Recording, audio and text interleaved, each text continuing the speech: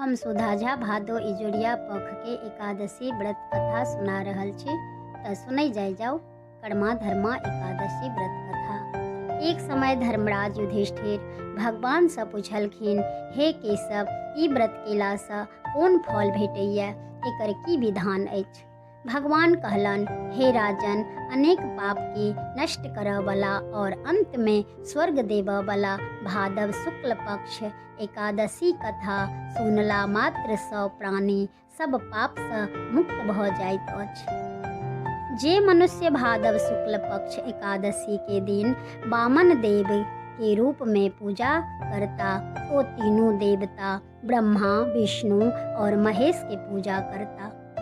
युधिष्ठिर पुनः भगवान से पूछलखिन, हे माधव, वामन रूप में कोन लीला केलहुँ तथा अहाँ के शयन केला पर मनुष्य के की कर्तव्य अछि, हमरा विधिवत बताउ।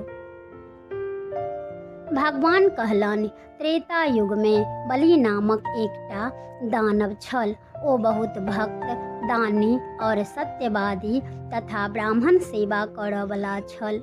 ओई भक्ति के प्रभाव से स्वर्ग में इंद्र के स्थान पर राज करऽ लागल छल। इंद्र देवता अन्य देवता एहि बात के सहन नहीं कर सकला। इंद्र सहित सब देवता भगवान लग में जाकर प्रार्थना करऽ लगला। भगवान तो भगवान छथि, हुनकर लीला अपरंपार छन। ओ एकटा छोट ब्राह्मण बालक के रूप लेलन, जिनका वामन देव के नाम से जानल जाय छन।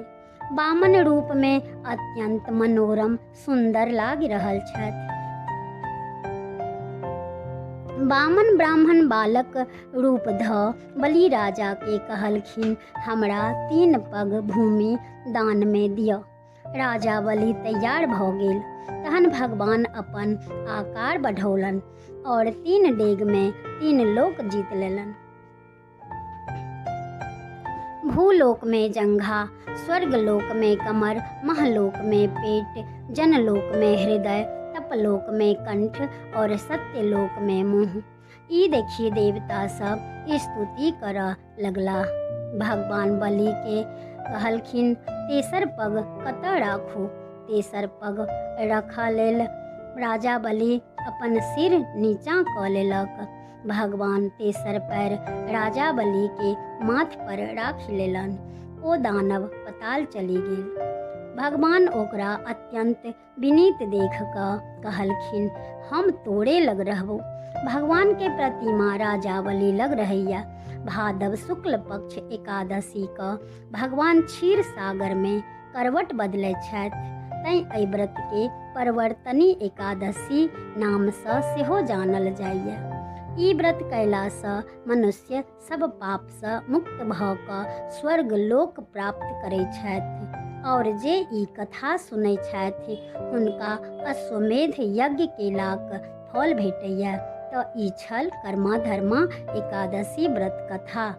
जय श्री कृष्णा। राधे राधे।